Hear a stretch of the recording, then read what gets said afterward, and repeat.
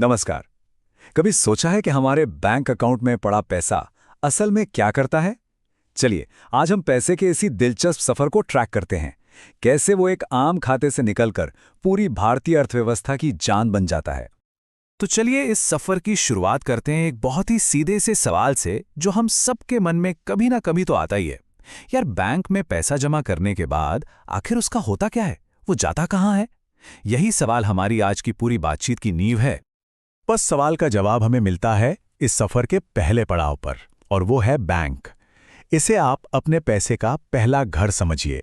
एक ऐसी जगह जहां पैसा सिर्फ महफूज नहीं रहता, बल्कि यहीं से वो आगे काम पर लगने के लिए तैयार होता है। अब देखिए, बैंक में भी पैसे रखने के अलग अलग घर होते हैं। एक है बचत खाता यानी सेविंग्स अकाउंट। ये हमारे रोजमर्रा के लेन देन और छोटी मोटी बचत के लिए है। पैसा आसानी से निकाल सकते हैं, लेकिन इस पर ब्याज थोड़ा कम मिलता है। और दूसरा है सावधि जमा यानी फिक्स डिपॉजिट या एफडी। यहाँ पैसा लंबी अवधि के लिए लॉक हो जाता है ताकि उस पर ज्यादा ब्याज मिल सके। ये लॉन्ग टर्म ग्रोथ के लिए बेहतरीन है। तो भारत का जो पूरा बैंकिंग सिस्टम है ना, वो असल में इन 4 मजबूत पिलर्स पर टिका है। पहले हैं पब्लिक सेक्टर बैंक जैसे एसबीआई, जिनकी पहुंच गांव-गांव तक है। फिर आते हैं प्राइवेट सेक्टर बैंक जैसे एचडीएफसी और आईसीआईसीआई, जो अपनी मॉडर्न टेक्नोलॉजी और फास्ट सर्विस के लिए मशहूर हैं। तीसरे हैं सहकारी बैंक, जो खास तौर पर किसानों और छोटे कारोबारियों की मदद करते हैं। और आखिर में है विदेशी बैंक, जो बड़े-बड़े कॉर्पोरेट क्लाइंट्स को सर्विस देते हैं। अब इन सब पर नजर रखने के लिए एक बिग बॉस भी तो चाहिए, है ना? और वो है भारतीय रिजर्व बैंक, यानी हमारा आरबीआई। आरबीआई को इकोनॉमी का ट्रैफिक कंट्रोलर कहना आप जानते हैं बिल्कुल परफेक्ट है।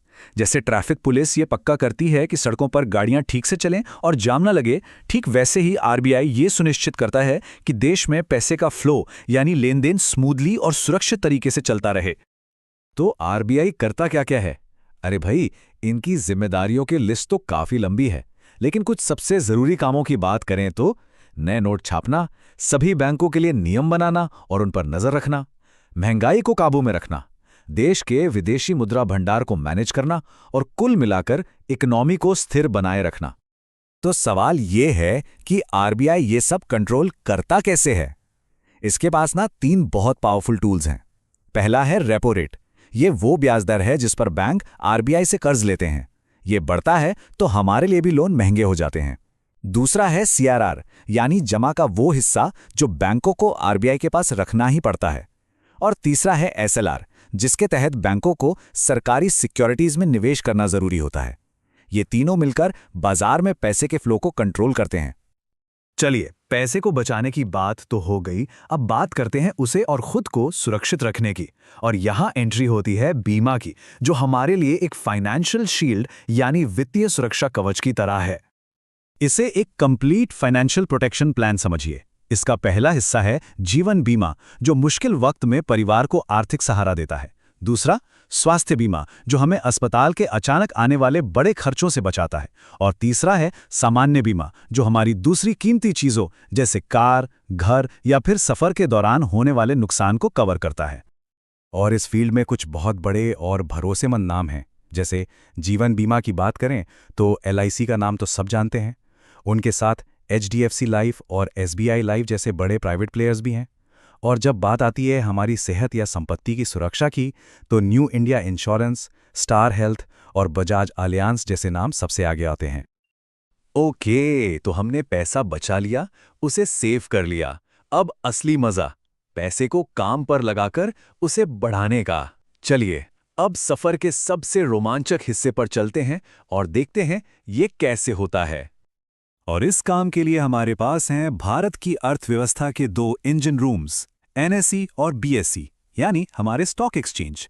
यहीं पर देश की बड़ी बड़ी कंपनियां आम लोगों से पैसा जुटाती हैं और इसी पैसे से वो आगे बढ़ती हैं, नौकरियां बनाती हैं और देश के विकास को रफ्तार देती हैं। अब हो सकता है कि शेयर बाजार में सीधे पैसा लगाना थोड़ा मुश्किल लगे, है ना? तो जो लोग अभी शुरुआत कर रहे हैं उनके लिए म्यूचुअल फंड्स एक जबरदस्त ऑप्शन है। सोचिए, ये एक तरह की बास्केट है जिसमें कई लोगों से पैसा इकट्ठा किया जाता है और एक प्रोफेशनल फंड मैनेजर उस पैसे को अलग अलग जगह लगाकर उसे बढ़ाने की कोशिश करता है। जाहिर है, इतने बड़े बाजार में जहां लाखों करोड़ों का खेल होता है, एक रेफरी तो चाहिए ही जो देखे कि सब कुछ नियमों के हिसाब से हो। और ये काम करता है सेबी, यानी securities and exchange board of India.